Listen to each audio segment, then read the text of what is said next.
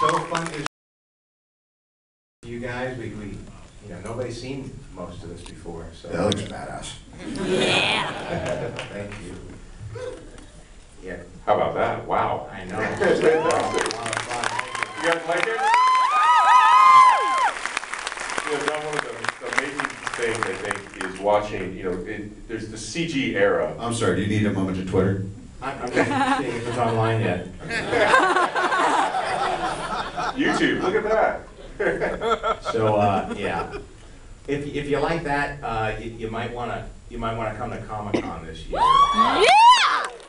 Comic-Con is the week before this comes out, so it times out really well for events that might surround Comic-Con, surround the release of a film. I can't really say anything officially, but if you're a fan and you like this kind of thing, you might want to be in San Diego. Mark your calendars. Okay, yeah. Movie making wise, in the CG era, there's a lot of movies that feel they have a real sheen to them and they don't feel like there's any physical consequence. Everything seems so digital. But your movies like with Iron Man and with this, you really feel the physical impact of things and sort of like the velocity, and there seems to be like a physical consequence putting like practical and CG together. That was the fun for us on the other films as well. And both films it's Matty Lee Batik did all these movies. He's a great cinematographer who we've had a lot of fun with and brought a lot of artistry to all these movies. But to show real consequences, and whether it's for the purpose of humor, like when he's testing out the suit, I mean, that was some of the fun stuff to do, where you could do unexpected crazy things for a laugh with CG, or to make things seem even more intense, but to show the real consequences of what's happening, so that you're augmenting reality with CGI and not allowing people to drift off into fantasy land where they're looking at it more like observing it as opposed to experiencing the film through the eyes of the lead. Yeah. I remember being up at ILM with John.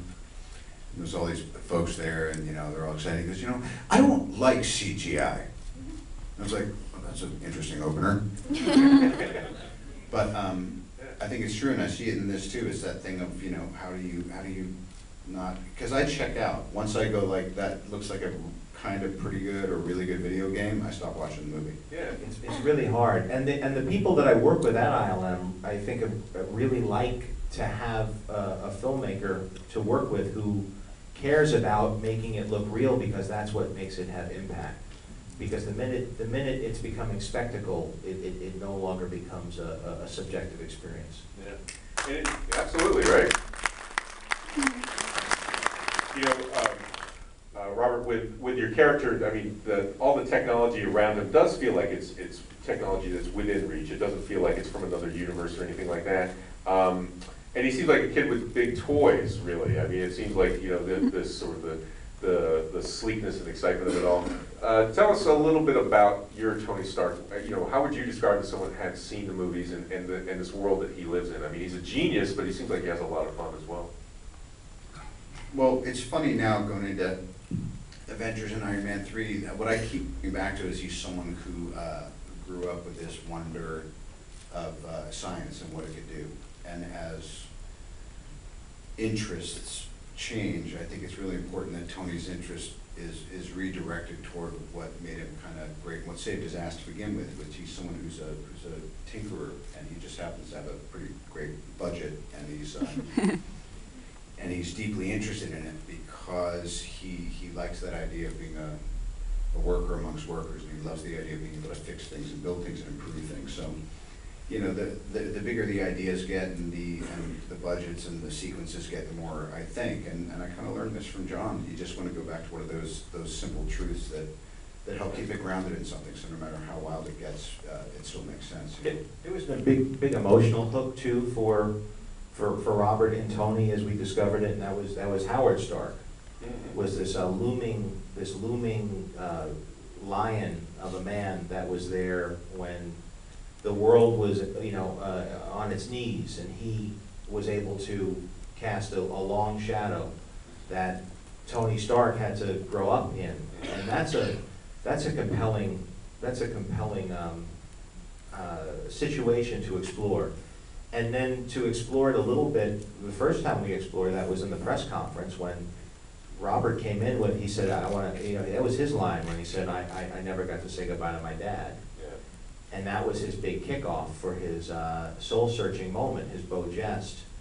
And that's what made it make sense to me. I understood how the emotion tracked, whether there was an injunction or who was in charge of the corporation or what his superpowers were, didn't matter to me. And in the second one, what's fun as you look forward is we really found a way with the John Slattery cameo to bring to life, to unlock whatever that secret was and connect it to the father's dream and create a lineage.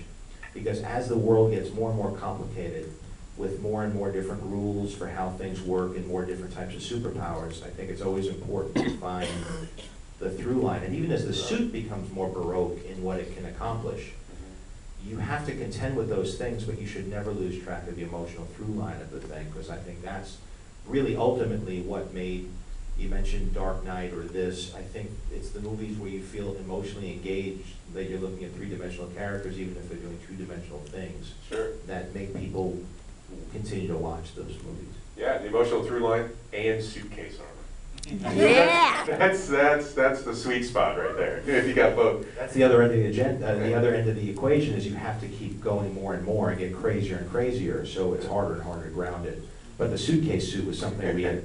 It's like, it's like, okay, what are we going to do this time? You want to do roller skates?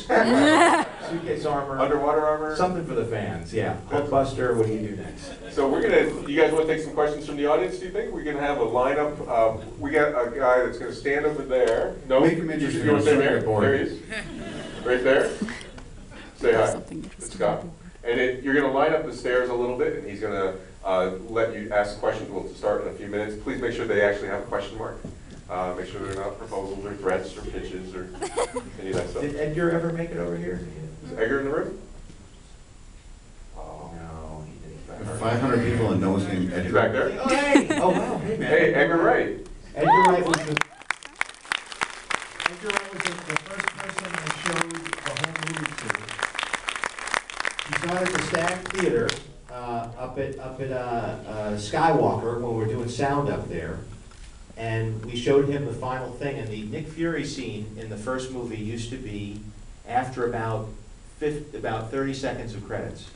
And Edgar said, I love the movie, one thing I changed, put it all the way at the end of the credits, make everybody sit through all the credits. Yeah. And if they miss it, they're not really fans. Nice. Good call there. Welcome, Edgar. And earlier you still in In this room? He was in this room for The Incredibles this afternoon. Oh, wow. That's a big day for us. I Exciting. don't believe I've met Joe. Yeah.